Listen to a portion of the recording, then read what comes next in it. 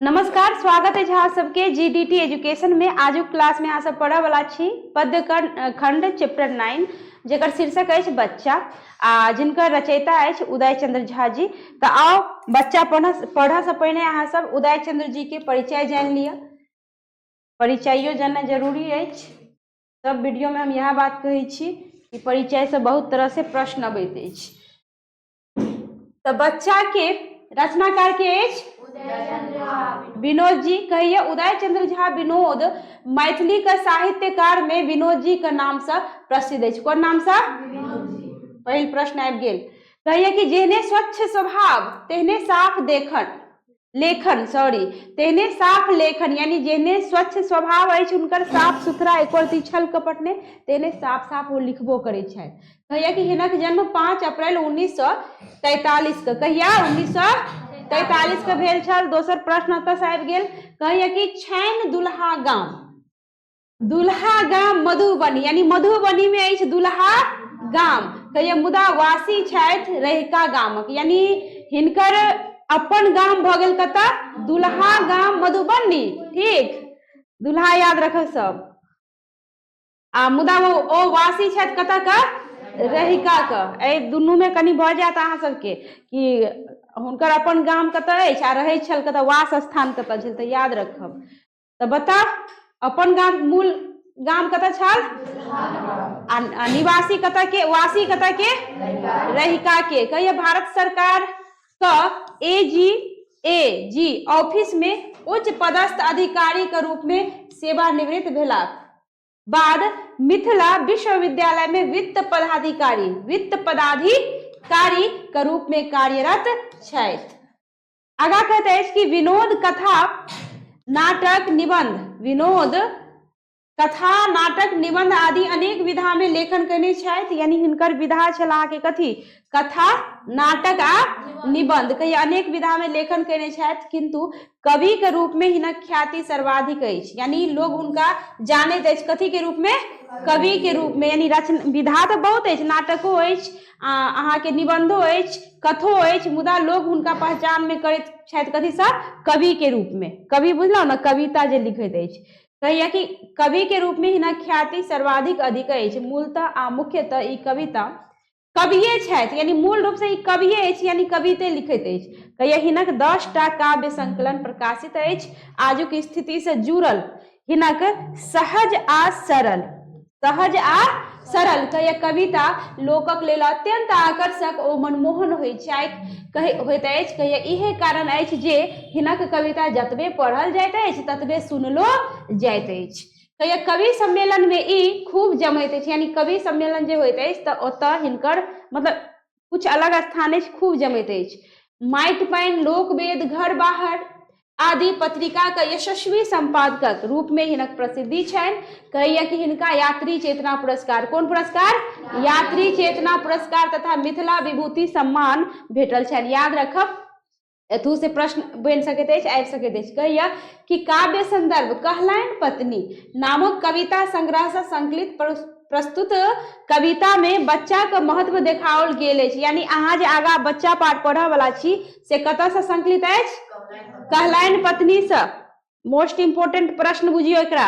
एतऽ से हम बेर बेर कहै छी कि काव्य संदर्भ के नीचा ई जे आबि गेल अहाँके ई पूछबेटा करैया हर एक चैप्टर में से, कतौ न कतौ से कोनो न कोनो चैप्टर में से ई तो पूछबे करत कि ई पाठ कतऽ से संकलित अछि।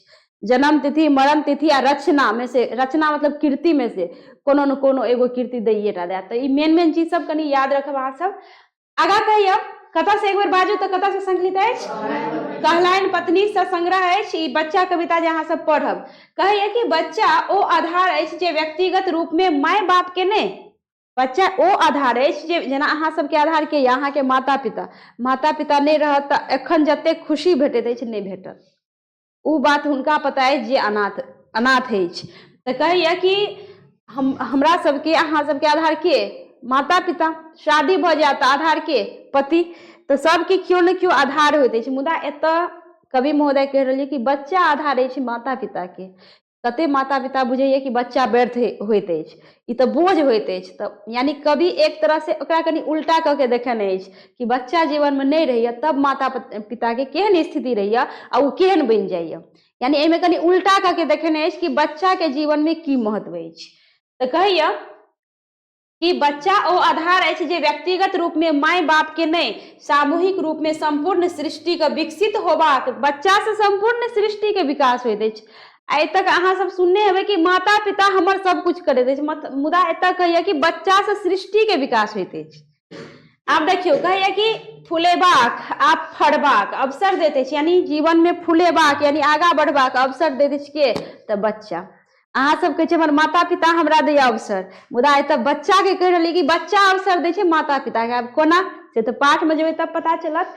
कहैया कि बच्चा नहीं रहत तऽ मनुख नहीं रहत, यानी बच्चा नहीं रहत तऽ कियो मनुख नहीं रहत। कहैया कि संसार नहीं रहत, यानी बच्चा नहीं रहत तऽ संसार नहीं रहत। कहैया बच्चा संघर्षशील बनबैत अछि, यानी बच्चा प्रत्येक माता पिता के की बनबैत अछि, संघर्षशील बनबैत अछि। कहैया जीवाक लेल स्नेहक रागक भावना भरैत अछि, यानी स्नेह राग के जे भाव होइत अछि मन में, प्रेम के भाव केकरा कारण अबैत अछि तऽ बच्चा के कारण। कहैया बच्चा के महत्व बुझबाक चाही, ओकर विकास लेल सतत सचेष्ट रहक चाही, कियाकि कहैया बच्चा स्वास्थ्य आ पढ़ाई लिखाई पर ध्यान देबाक, बच्चाक स्वास्थ्य आ पढ़ाई लिखाई पर ध्यान देबाक चाही। यानी बच्चा के स्वास्थ्य पर ध्यान नहीं देबै, पढ़ाई लिखाई पर ध्यान नहीं देबै तो हुनकर भविष्य खराब हेतै। कियाकि बच्चा आधार होइत अछि जीवन के, बच्चा से पूरा संसार चलैत अछि। बच्चा हमरा संघर्षशील बनबैत अछि, अर्थात हमर सफलता अगर केओ अछि तऽ बच्चा अछि। पूरा मूल रूप से हुनकर जवाब ई अछि कि बच्चे से दुनिया में सब काज होइत अछि। आगा कहैया कि कवि एहि कविता में उपदेश ने संदेश दैत अछि लोक के, उपदेश नहीं दऽ रहल अछि कि हमर बात मानू, ओ संदेश दऽ रहल अछि कि बात के समझियौ कि बच्चा के जीवन में की महत्व अछि। कहैया कि जे अत्यंत हृदयग्राही अछि, कहैया जीवन आ जगतक स्थायित्व तथा विकासक मूल मंत्र होइत अछि बच्चा। तो चलू अहाँ सब परिचय समझ गेलहुँ, आब आओ पाठ पे। अहाँ के शीर्षक की अछि, बच्चा। आ कवि यानी रचनाकार की अछि, उदय चंद्र झा विनोद।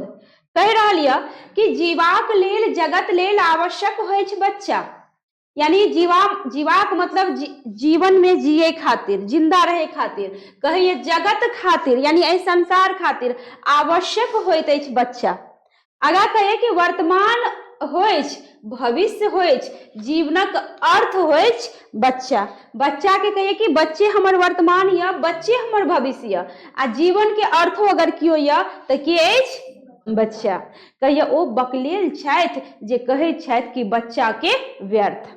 यानी कतेक एहनो माँ बाप अछि, माता पिता अछि जिनका अगर खर्च दिअ पड़ैत अछि बेसी, जोड़ऽ चितऽ पड़ैत अछि तऽ कही व्यर्थ छै, हाँ एते टेंशन भऽ रहल यऽ हमरा, ई करैत करैत खर्चा करैत करैत जोड़ैत जोड़ैत ई तऽ बदलो से एते बच्चा मतलब जीवन में यऽ, मतलब कि व्यर्थ, कते आदमी व्यर्थ बुझैया बच्चा के। तऽ एकर मतलब ई भऽ गेल कि कहिए कि व्यर्थ नहीं है, यानी जीवन का वर्तमान आ भविष्य आ जीवन का अर्थ बच्चे अछि। एहि दुआरे कहैया कवि महोदय, अब अर्थ समझियो कि वर्तमान आ भविष्य के बात एहि दुआरे केलक कि वर्तमान में जे माता पिता कर्मशील अछि, कर्म कर रहल अछि, कमा रहल अछि या संघर्ष कर रहल अछि, तऽ किनका कारण। एखन हम जे अहाँके पढ़बै छी, दुनिया में जतेक शिक्षक पढ़बै छै तऽ किनका कारण, खाली अपना पेट लेल, किनका कारण, बच्चा कारण। वर्तमान के स्थिति सुधारे खातिर जे एते संघर्षरत छी तऽ किनका लेल, बच्चा के लेल। बच्चा नहीं रहे तऽ लोग तऽ कतौ पेट भरि लेत कनियो कोनो काम कऽ के, मुदा सब कथी खातिर बेहाल छै, अपन अपन बच्चा खातिर। तऽ देखियो पॉइंट पकड़े वाला है कि बच्चा संघर्षशील बनबैया मनुष्य के। बच्चा नहीं रहत तऽ मनुष्य एते संघर्षशील रहत, एतेक कर्म पर ध्यान देत, तो पेट तऽ कहिए एना तऽ पेट कतौ भरि लेबै, एते बाप बाप लोग के करे के की जरूरी है। भोरे उठैया सबके गार्जियन अपना अपना ड्यूटी पर जाइया, सबके टाइम बान्हल यऽ, मतलब एकदम मशीन बनि गेल यऽ, किया, अपना बाले बच्चा के कारण। ताहि दुआरे कि बच्चे से वर्तमान सोचल जाइत अछि आ बच्चे से भविष्य सोचल जाइत। देखियौ भविष्य तक के चिंता अगर माता पिता दुनिया के जतेक गार्जियन अछि करैत अछि तऽ कथी खातिर, अपना बाल बच्चा के खातिर। तऽ देखियौ पूर्ण मिल घुमा फिरा के बात ओते आयल कि बच्चे खातिर एते दुनिया में सब बेहाल अछि, बच्चे खातिर एते कुछ कर रहल अछि, ताहि दुआरे बच्चा के व्यर्थ नहीं बनबियो। बच्चा नहीं रहता अहाँ सब तो कोढ़िया बन के घर में पड़ल पड़ल पता नहीं देहों में जंग लग जाए, कामो करे ले नहीं सोचबे। कहे का मतलब कि कोढ़िया मतलब ई भ गेल कि जतेक फुर्ती एखन अछि देह में ओतेक फुर्ती नहीं रहत, यानी लोग की भ जात, निष्क्रिय भ जात, सोचत कहुना के पेट भरिए लेबे, एते जे तरह तरह के काज कर रहल अछि ओ नहीं करत। आगा कहियो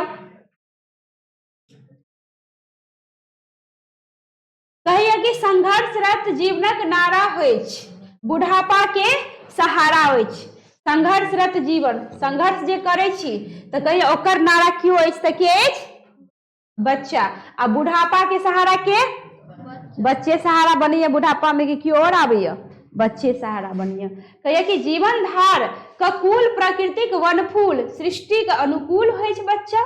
ओ ढहलेल छथि जे एकरा बुझथि जानक जपाल आ ओ कंगाल छथि। जे बच्चा के जान के जपाल बुझैत अछि, जे बच्चा के ढहलेल कहैत अछि कि बच्चा के मतलब बोझ बुझैत अछि, ओ या तो कंगाल अछि या तो ओ ढहलेल अछि।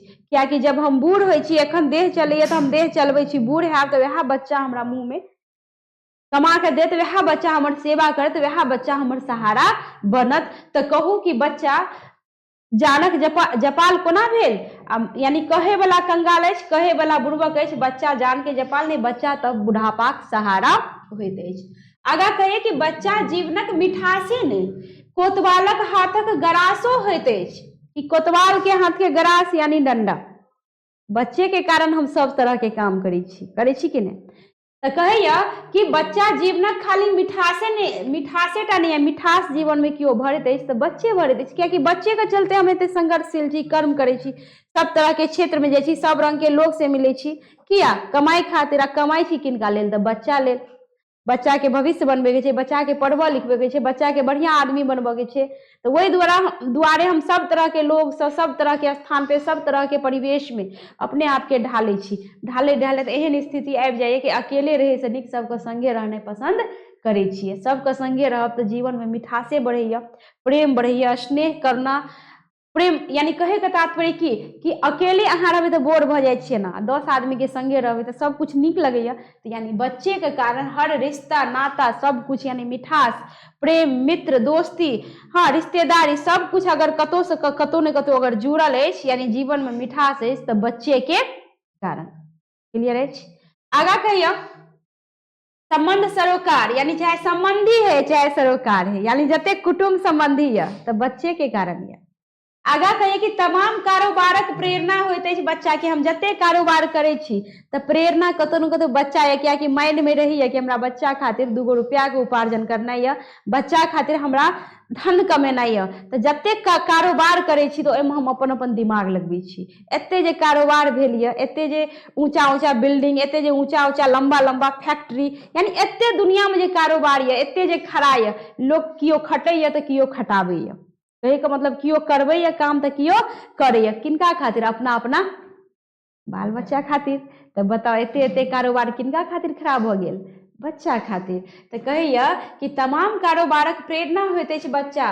जीवन आकाशक ध्रुव तारा आ दिशा दशा के ज्ञान दैछ बच्चा। कहिए जीवन के मान दैछ बच्चा, दिशा आ दशा आ जीवन के मान से तात्पर्य ई भ गेल, हम कहलहुँ ना अखने कि अहाँ जे दिशा में जाओ, जतऽ जाओ, जतेक लोग से भेटबे तेहन तेहन वातावरण में, जेहन जेहन वातावरण में जेबे तेहन तेहन अहाँ के ओकर रिएक्शन भेटैत अछि ना। तो कहिए कि ताहि दुआरे दशा दिशा के ज्ञान क्यों दैत अछि तऽ बच्चा। ओहिके बाद जीवन के मान मर्यादा है। अब मान लिया कि अहाँ जे कार्य क्षेत्र में छी, बढ़िया काम करब तो मान मर्यादा जे भेटत किनका कारण, बच्चे के कारण। अहाँ गेलिए काम करलिए तब तो मान मर्यादा भेटल, आ जे घरे में रहतिए तो भेटै। तो कहे के मतलब मानो मर्यादा अगर कतौ से बच्चे भेटैत अछि तो बच्चे के कारण। आगे कहिए कि बच्चा के ओहिना नहीं कहल गेल अछि भगवान।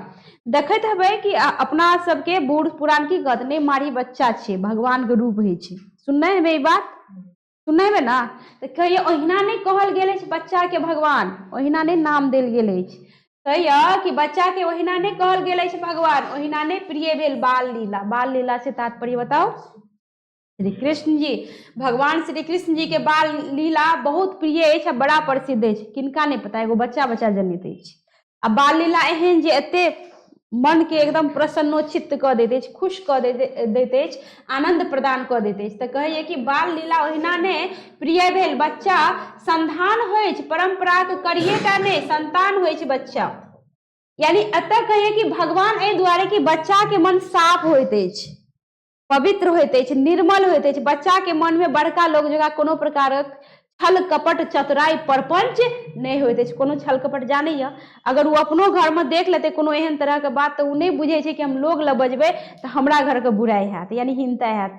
बुझ देते हमरा घर में पता छ चाचा एना भेले, हाँ हमरा घर में पता छो भाईजी एना भेले, मतलब कि उ नहीं बुझैया, ओते 6-5 नहीं बुझैया जे हम अपन घर के बात लोग ला बजब कि नहीं बजब। 6-5 का मतलब कि उ नहीं बजे कि कोन बात नीक या कोन बात खराब या कोन लोग ला बजे के चाहिए या कोन लोग ला नहीं बजे के चाहिए। लोग पूछियो देते बुआ रे तोरा घर में की भेल रो, तखनी देखलियो एना एना हेतै, हे एना भेल रे एना भेल रे। मतलब बच्चा बड़ आदमी बुझिए ने कि नहीं घरक बात बाहर आदमी के नहीं कोनो चीज कहे के चाही। तोहर पापा कते कमाई छो, की आनि के दै छो, तऽ एते कमाई छै। बच्चा के नहियो पता छै तैयो कहते हमरा ई आनि के दै छै, उ आनि के दै छै। तऽ लोग एगो अंदाजा लगा लै छै, अरे बाप रे बाप, ई तऽ कंबल ओढ़ के घी पिए, तो ये कमैनिए ने घर में एते चीज एते एकदम फाइनेंस भऽ रहल अछि। तऽ देखियो बच्चा निर्मल होइए, बच्चा पवित्र होइए, बच्चा में कोनो प्रकार के हम कहलहुँ ने दाँव पेच परपंच ई सब बात नहीं होइए, ताहि दुआरे ओकरा भगवान के रूप कहल गेल अछि। देखैत हेबै कि कोनो एहन तरह के केस हैत तऽ पुलिसो आर मान लिअ कतौ एहन, एगो उदाहरण दै छी, तऽ पहिने बच्चा से घर के बच्चा से पूछैए प्रेम से,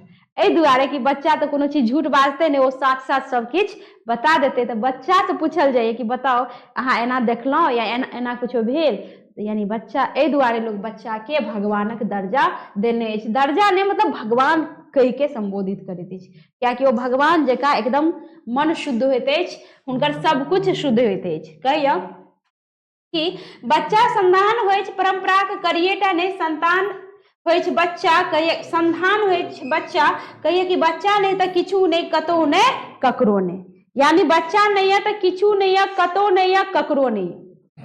चलू अहाँ के भऽ गेल ई चैप्टर खत्म, एतने टा छल। तो हमरा विश्वास अछि कि नीक लगल हैत। तो बच्चा के महत्व बुझियो कि बच्चा के जीवन में की महत्व होइ छै। अहाँ सब तो अपने बच्चा छी, ई कविता ये एक तरह से गार्जियन सब खातिर, बड़का लोग खातिर, यानी बच्चा के महत्व बुझबाक चाहिए कि एहि पाठ से यह पता चलैया कि जीवन में बच्चे या तो सब कुछ ये, बच्चा नहीं तो किछ नहीं। तो हम मिले छी अगला क्लास में, अगला वीडियो लऽ कऽ, अगला चैप्टर लऽ कऽ। समझ में आबि गेल, नीक लागल तो लाइक कमेंट करू आ चैनल के सब्सक्राइब सेहो कर लिअ। धन्यवाद।